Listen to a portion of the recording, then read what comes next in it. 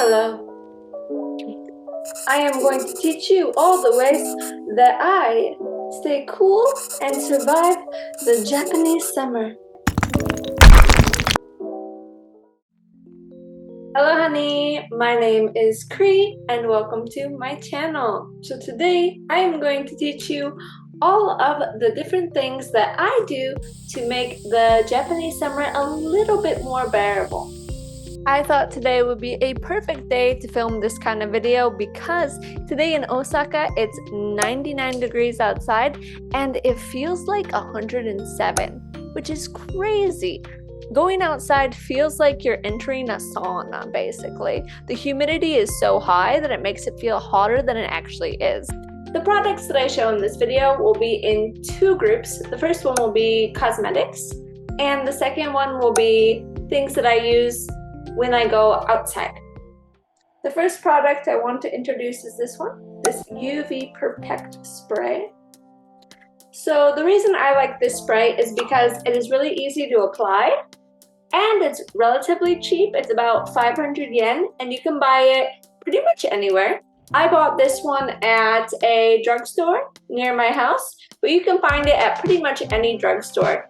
So this one I definitely recommend. I use this every day and I use it pretty much every time I go out. Oh, one more thing about this product is you can spray this here. So this product is okay to put in your hair, and sometimes if you're out in the sun for a long time, you might get a sunburn right here or a sunburn on your scalp, which is not fun. So I recommend getting this and just spraying it all over your scalp, just to make sure. Because getting a sunburn right here is unpleasant. If you've never had one, I don't want you to experience one. Okay, my next product is, probably you've seen it on TikTok. I mean, I've seen it a ton, and a lot of people have been recommending this one. I use this, the sun stick. And so this one, you can put it on over your makeup. So I like to do this, like this. I find that it doesn't ruin my makeup and it leaves a nice finish for me. I think it depends on what kind of makeup you're wearing though. I've seen some people use it and it doesn't work as well for them. But yeah, see look, it doesn't really rub off. Although you can see a little bit my blush rubbed off here.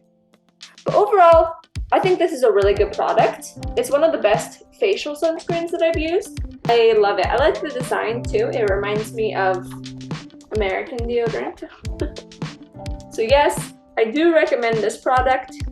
If you see it, it's worth it. I think so. My next one is this one. It's the Make Keep Mist by Kose. So I love this one because a lot of times in the summer, my makeup, especially my eyeliner, will get onto my eyelid. It will melt a little bit and then it will look bad. Also, sometimes my makeup doesn't stay very well or my skin ends up looking not very hydrated. I like this because if you spray it on after you do your makeup like this, I use about 2 sprays. It makes your skin look very dewy. And it feels really nice too. Even now, after I've been outside for a little bit, the spray on my face feels so nice. So yeah, I definitely recommend this one. It's one of the best makeup sprays that I've used. So totally recommend it.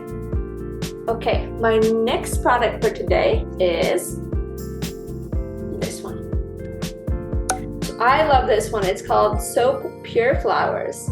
And it's a deodorant spray. So in Japan, they don't have the roll-on stick deodorant, or if they do, I rarely see it. They always have these spray ones. But I really like the spray ones actually. This one's very good, and I've used it many times. You need a deodorant when you're in this heat. You're gonna be sweating, you're gonna be smelly, you're gonna be sticky. And I think that this one has a really nice scent. And they sell a smaller version that you can keep in your purse.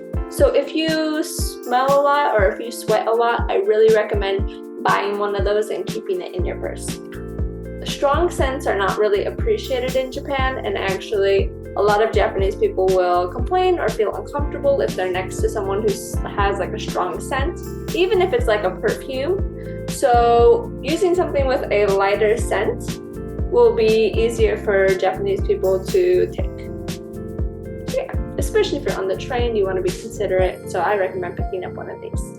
The next product I have is for any frizzy hair girlies. Like my hair gets a little bit frizzy and a little bit dry in this heat, especially because I'm always out in the sun. So I really like to use this product for my hair.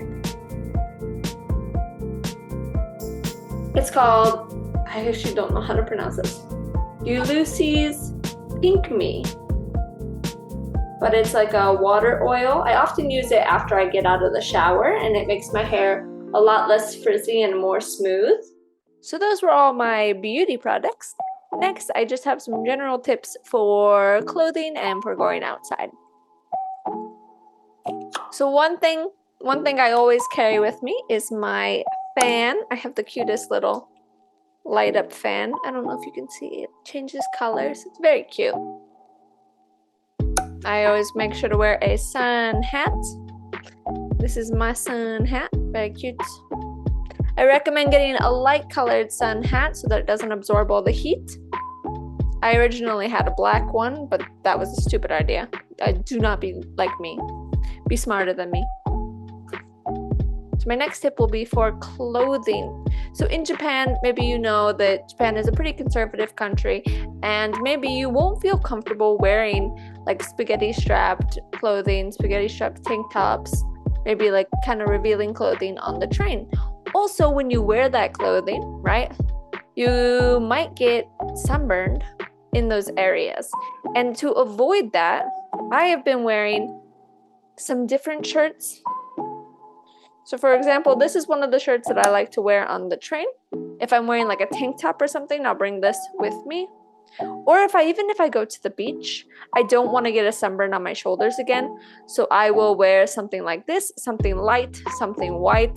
I got this one from GU, but you can pretty much buy them anywhere.